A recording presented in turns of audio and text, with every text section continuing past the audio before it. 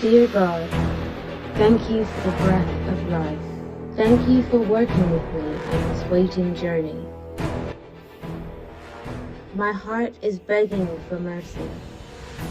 How much longer can I sit still and be hopeful?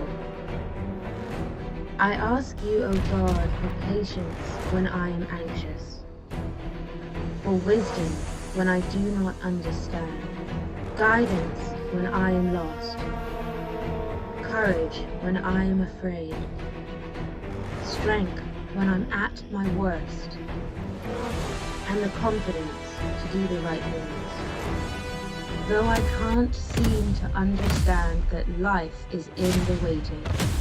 Join Yewande Zacchaeus in the waiting room on Lapis LM Radio. Hello again, everyone, and welcome to another episode of In the Waiting Room. My name is Yewande Zacchaeus. I'm the author of God's Waiting Room, books 1-4. Today I have a very special guest with me, and whenever we talk about waiting, particularly waiting for children, we're always thinking about the woman. And I guess, because it's a woman that carries the pregnancy, she's the one that you tend to associate the childbearing with. But today I have my very, very dear cousin, Akiwande Makobaba, who is going to share from a man's perspective his own wait story. So Akiwande, you are welcome to the waiting room. And even though I've heard your story so many times, every time I hear it, I'm so blessed. So please share with us your wait story. Thank you very much. I'm going to call you Auntie Yewande. Yes, it's fine. That's what I've always called you. So. That's perfect. The wait, it's one of those things where, and I'll start, with the present. Mm-hmm. Sometimes myself and, my wife, Chijalala, we almost can't remember what it felt like to wait. Mm-hmm. That's because, of course, today, where we are now with 2 children, so busy, running up and down. Sometimes I literally am looking forward to times when I'm just alone, which hasn't really happened in the last 5 years now. So, but now let me just go back. So of course we, like every other, couple, you get married and you want to give yourself a few months, just to get to know each other better, try and sort things out, of course, without thinking about children. So that was our approach. And so first 6 months, we didn't do much. As a matter of fact, we even said, let's check birth controls and be sure that, no surprise pregnancies. But at that point, prior to that, my wife had, she'd always had irregular periods, as a teenager growing up. And so that was a bit of a concern for us, but not because we thought, it was going to send us off on this very long journey, but we just thought, okay, it'd be good to have regular periods to start with. And so, of course, the doctor said, if you go on certain pills, it should help regulate, your cycles. And that's what happened for the first few months. And then, of course, at some point, we stopped using using the pills with the expectation of getting pregnant. Then the periods refused to stop. It now became endless months, sometimes it's on for weeks, and of course, every time you see a period, that definitely means, or more often than not, means you can't be pregnant, So it's a case of, every month you're waiting. And that just went on for, the first 2-3 years. And then we said, okay, let's see, start seeing professionals. We saw one doctor who said, we needed to do an elective D&C, as he called it, where they would flush out everything in the womb, went through that process. And for me, now speaking from a man's perspective, it's easy. It feels easy. What was my job then? Just drive to the hospital and take her there and wait. But I'll never forget that very first procedure. It was somewhere, somewhere not far from the house. And I remember she had to, they had to anesthetize her. And as she came out, she was babbling, trying to come out of the... And I looked at her and I thought to myself, this is painful. I just didn't like, what I saw. And then I think that was when I started to appreciate this journey. This is still year 2. Yes. You didn't know what you were in for then. And of course, from that, we still didn't get pregnant. We went to see a few more doctors across the city, and different suggestions. Oh, do this. Oh, you need to watch your weight. Oh, start taking some vitamins. Do this. All sorts of solicited and unsolicited. Exactly. But mostly doctors, because the truth is, through the journey, we never really spoke to. Okay, don't let me say we. I never really spoke to anybody about this challenge, and I think what was quite interesting was that nobody really even asked. And then fast forward, we decided to do IVF after a few years. But before IVF, yes, they had to do another procedure again. They called it a non-invasive laparoscopy, where they would go in with cameras to check the womb. She had been diagnosed with PCOS, polycystic ovarian syndrome, some years before. And they went in there. The doctors went in there, did a very good job. Something they would use laser to burn off all the cysts on the ovary. And they, it came out saying, "Oh, this was a good procedure. It looks clean. However, one of the tubes, her fallopian tubes, is blocked. One was blocked, and one wasn't really functioning well. So that left us with pretty much half a fallopian tube." Wow. But he said, "Okay, we should go on and consider IVF." So that was when we now, a few months after, did the IVF, which wasn't successful. Quite painful, because that was also another grueling process. Picking up, we had injections at certain times. So I remember there was a night we had to drive. We were in Yaba, and we had to drive to Lekki. So at around 12 midnight, there's a particular one. So you drive down to get the injection, and we did that for 2 weeks, and then, nothing happened. So of course, by that time we're quite frustrated, and but I think what was about the same time we started a study on faith with a group of people. Yes. Not that I knew about faith. I grew up. And you know how I grew up. So Yes. I grew up in a faith-based house. So I understood what faith was. But I think what was quite interesting was the opportunity to just sit with people, and it was a group of 6 couples or 5 couples, all of us waiting for children. Different. I think at that time, 5 years. That was the minimum in terms of marriage. 5 years married. Every other person 5 years upwards. So at that time, we started to understand that, when you're in this situation, there's something you need to. Do you really believe? So I was asking myself that question: do I really believe that God can do this, or I'm just hoping? With the flow. Because there's a big difference between just hoping, and when you're hoping, the words that come out of your mouth are not. They don't sound sure of what God can do. So that started our own, the real wait, But this time around, we're waiting on God, and not just waiting, And fast forward, we did IUI again. That was good. We got a positive pregnancy result, but that didn't last it was just a few weeks, and she lost that in miscarriage. And by I think 2012 December, she got pregnant. Naturally, we're not planning for it, obviously, and she had a bit of a stomach upset, and we rushed to the hospital. And then the doctor says, "Oh, good news, you're pregnant." We said, "Oh, wow." Bad news, that pregnancy is in the wrong place. It's it's in the fallopian tube, and it's what they call the ectopic. This half fallopian tube. Yes. Oh, wow. This ectopic, that's what they call the ectopic pregnancy. Yes. And so, cut long story short, they had to evacuate that fetus, and then of course, along with that fallopian tube. So that was one fallopian tube gone. But the testimony was that when they did a quick check, the baby or the fetus grew in the fallopian tube, which had been previously confirmed blocked. Yes. So that meant that the fallopian tube that was partially open was still alive. But the bigger news was that it was now clear. So she had one good fallopian tube as against half. Wow.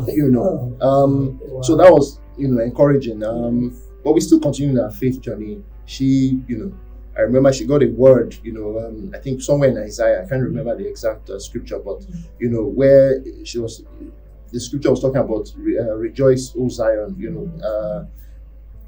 and at the same time I got a word which was saying, "I will never leave you," and it was a personal word to me. It's such a basic scripture. You see it in Deuteronomy, you see it in Joshua, where God was saying, "I will never leave you nor forsake you." But I remember that day. It was a morning I was actually in tears, crying, because at the time I had just mysteriously lost my job. So here I was working as an independent consultant, just trying to hustle really. Yes. And then of course this burden of child. So one morning I took out 2 hours and I locked myself in the guest room and I was just praying, crying, literally on the floor. And I felt literally the hand of God touched me and said, "I'll never leave you nor forsake you." Now this was in 2013. But the way God works, you think you'll be the next one. Yeah, of course you think, by the next month. But then again, you remember the likes of Abraham. God gave him the promise, and 25 years after was when he actually saw it. So 2013, and we went through the rest of that year. By 2014, she traveled for something to the UK to see her sister. And then she calls me and says, she's feeling funny. Maybe she should go to the hospital and maybe she's pregnant. I said, okay. So she does a home test and she says, she's pregnant. So of course we register at the hospital in London, all of that, and the pregnancy journey starts. We made it through the first month, second month, we're counting in weeks, of course, at the start, and at some point started feeling like, oh wow, we're getting there. So I went to see her. My mom had gone. We're all excited. Family members had come that were in London at the time, and even those passing by, everybody so excited.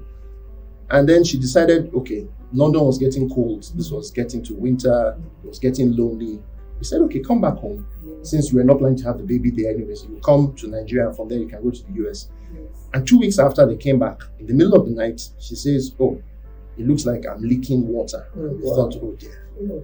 And so we rushed to the hospital, and they said they needed to evacuate the baby.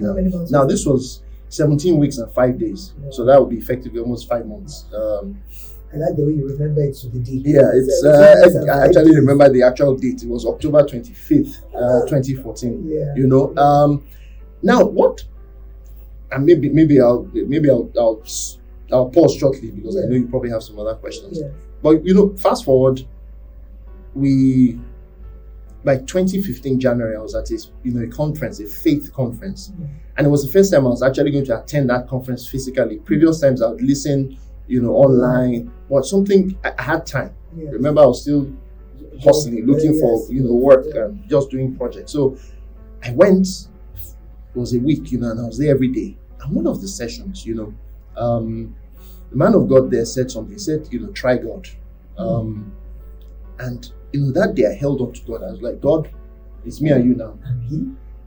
I need, and what it was almost like I told God, I said, okay, this time next year I'm going to be turning 40 because it was actually January. I was going to be 40. It was January 28th of 2015. I was going to be 40 January the next year. And I said, God, before my 40th, 2 things. I need a job or something that make me sleep peacefully at night. And then this baby. We need, this baby. And I left that session, that conference saying, you're giving God a 1-year ultimatum. Having a baby in 1 year, that means that pregnancy has to happen in the next 3 months. But I'll just fast forward, November of that year, 2015, my wife had a baby. Our son, Nathan, was born on the 14th. And 2 weeks after, while I remember that night, I was still carrying the baby in the US then, and I got a call. Fortunately, my phone was, roaming. I got a call in the middle of the night, and I almost didn't answer. I said, who's calling me in the middle? But I thought to answer. I said, well, it looks like a Nigerian number. I answered, and they said, oh, please, can you come and pick up a letter? It was, some conversation I was having with an organization 4 or 5 months, that had, the conversation had collapsed, literally. They said, oh, can you come? We've revised the offer. Can you pick up your letter? I said, oh, I'm not in the country. They said, oh, okay. We can scan it, send it to you, sign it. When do you want to resume? I said, oh, January. This was November. I said January. They said, oh, that's fine. And, that was it. So, literally in the space of 2 weeks, son was born. I got this job, so it was all before the 40th. All before that 40th birthday. I am sure hundreds of people listening to this must be so encouraged. I mean, it's 2 things you said. You said that when you went to that faith conference, man said, trust God. And that's the thing. When we trust God, we just have to. There's no option. There's no way out. There's no, okay, I have a plan B. You just said, God, it's 1 year and it means this thing has to happen. And you held on in faith. And I want you to talk a little bit more about that, your faith journey, because you did say to me, I know from your testimony that all 5 couples eventually all had their children. Yeah. So just how did that, just to talk a little bit about faith and its role in your waiting process, story. I think what was interesting was just as we started the faith study, I think the first couple got pregnant, and it was mixed emotions, really, I'll be honest. Excited, but at the same time asking God. And I think the first couple to get pregnant, they even got married after we did. Okay. Yeah. So I thought, I think we got married the year after we did. So I thought, I was like, God, what's happening? And then we found out they were going to be having twins. Oh wow. So that sort of, but the Bible was talking about rejoice with others who rejoice. Yes. And so for myself and my wife was, we're like, wow, excited that, God is doing things in our midst. Yes. And shortly after that, another couple got pregnant. Still, all this is within a year,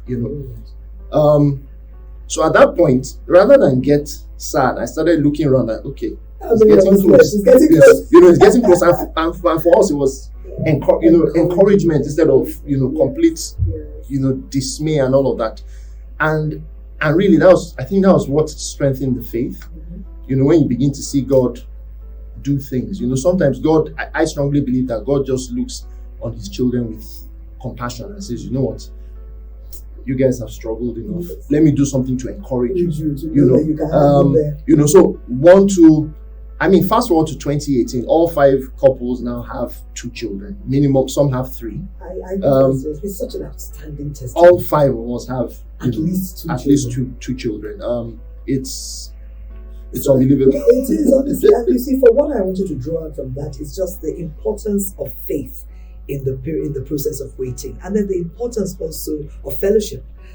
Because with fellowship, you're able to hear other people's struggles. A lot of people, after I wrote the book 1 of God's Waiting Room, they were like, what was just amazing for me was to see that other people are on this journey. Other people feel what I feel. So fellowship is so important. So not only just fellowship, but fellowshipping, reading the word together. And then as you see each person's own, faith grows. Yeah. But to have 5 couples and all 5 of them had testified. I think you guys, you should actually get together and write a book. Yeah. You should do something. So that's outstanding. I really wanted to for us to talk about that. The other thing I would like us to share about really is the place of a man, because I said at the beginning that we always think of a wait story, particularly when it's to do with children, about the woman. And even you said that at the beginning, all you were doing was, well, my own is just to drop her at the hospital. So how can men, we have men listening in who maybe are struggling with how to help their wives. How can a man really step into that role that will,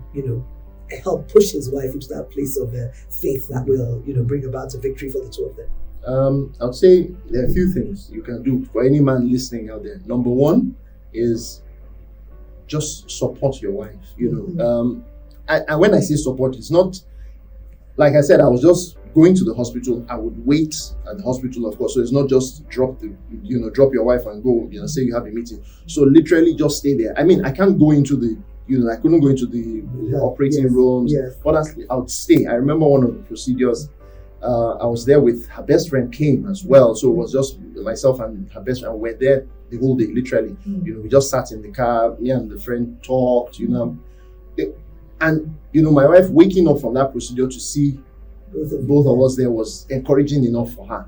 So just make yourself available. I think that's number 1. Then of course, no pressure.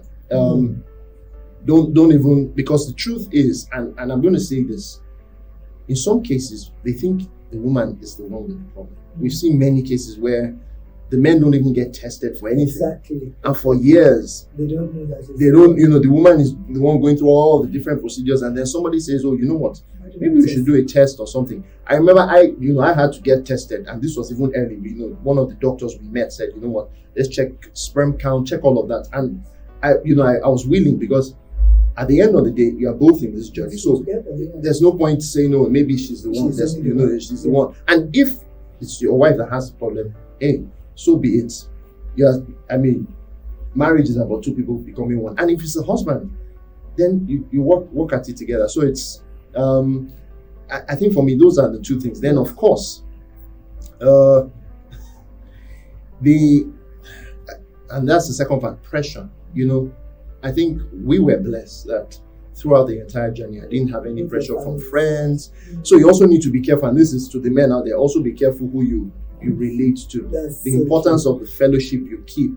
So I was around people who never for once sort of put me under pressure. I knew they were thinking about it, but most of them would go back and pray about it. Exactly. So you have to be careful the kind of people the friends you keep company with, because I've heard of cases where it's the men's friends that put him under pressure, and typically the pressure will push you in the negative, direction. That maybe you should go and check, go somewhere else. So it's the company you keep is also very important. Maybe the word company is even the fellowship you keep is very important. I had a lot of the faith fellowship with you. Those were, one of them was I had a cousin. Two of them were my friends from primary school. So these are people I've known for forever. I've known them 30 years at least at the time. So it was easy to talk to such people. That's so critical. That's so critical. Not to go to the wrong place for fellowship. And you just have to be led by God, and you have to be directed by God. You need to know what those people's values are. What do they stand on? Yes. I remember it was your mom that told me during my period of wait that she'll say, "Yewande, let your eyes be one." I think it's a scripture from the Bible. Let your eyes be one. Don't go all over the place. Don't go running from pillar to post. Because sometimes when running from pillar to post, you just get counsel you shouldn't get, and disillusionment and all that. So that's really key. So that's what we're saying. For men, please just be available. Please, no pressure. Don't let anybody in your family put pressure on you, or even, protect your wife. Protect your wife from the pressure. If it's going to be tough to go to a children's party, because people will say, you're right. You don't want to. If you can't deal with it, don't go. So just protect yourself. And so you said something about when we were talking earlier, said something about unity of purpose. Can you expatiate on that? Unity of purpose between a man and a wife. How that unity can lead to a place of victory.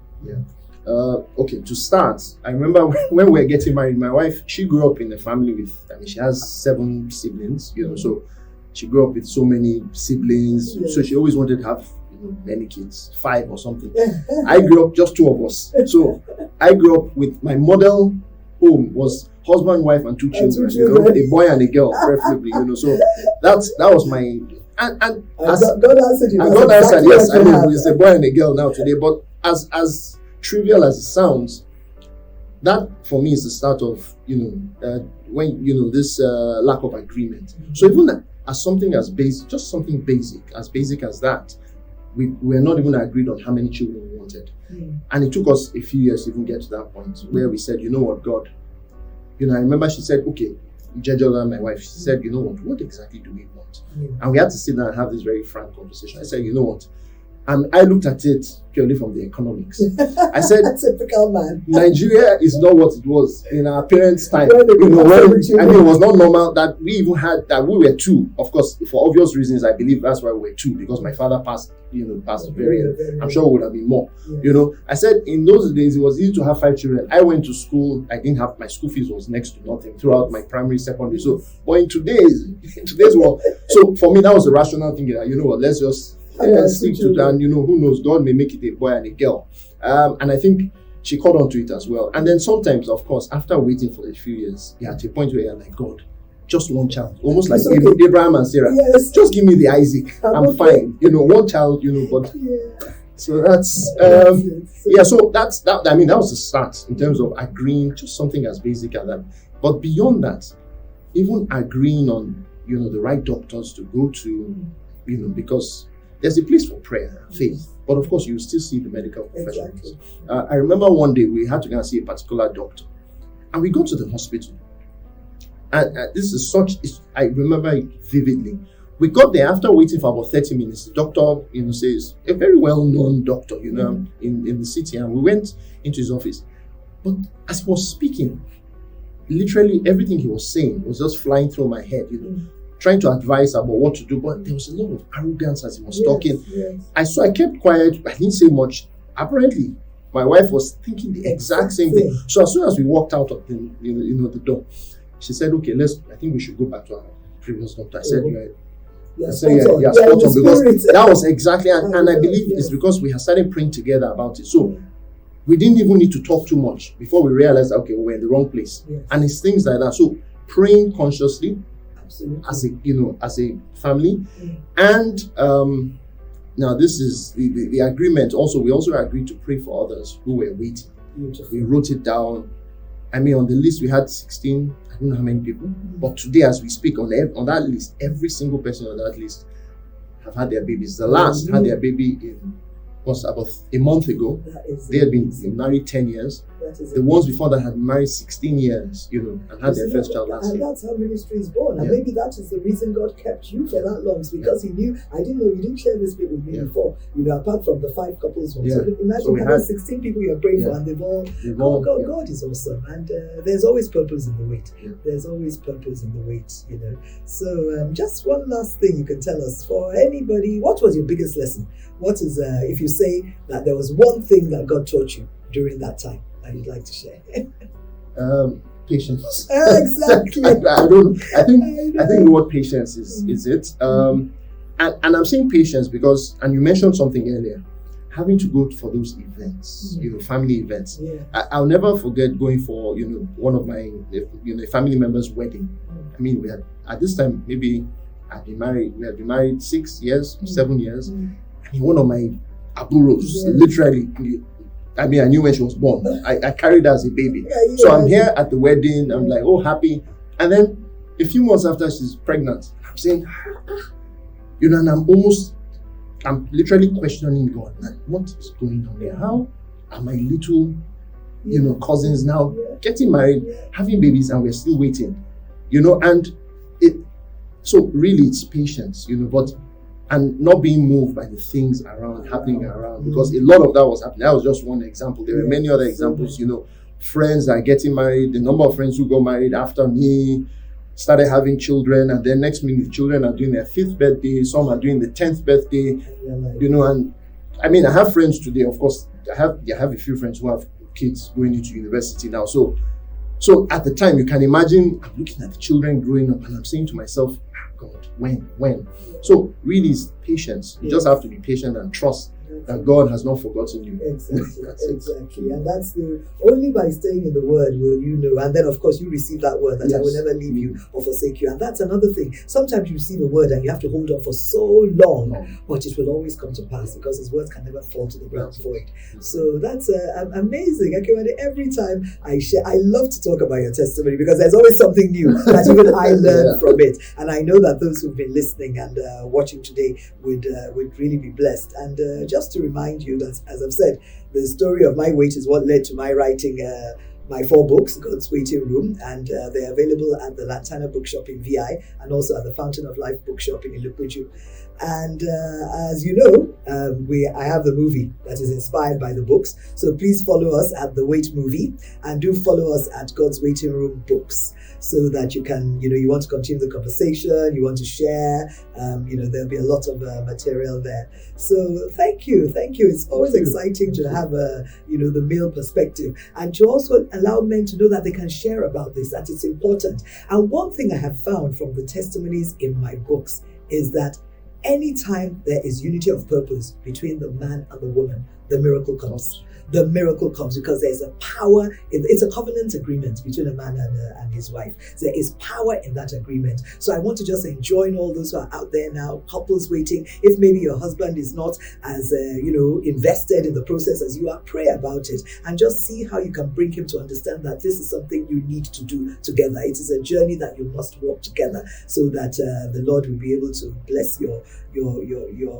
prayers and your efforts and bring your promises to pass. So again, Akiwande, thank you very much. Much love to Jeje and to the beautiful children, Nathan and Elizabeth. As you say now, Yorubas say a lot of feedback we see. Yes. You cannot even remember what it was like not to have all children. I'm looking forward to is when they get older. And you can send them to school and you can have your wife back. Amazing. And so shall be the testimony of all those waiting. Thank you so much, Akiwande. I'm really, really glad you could be here today. God bless.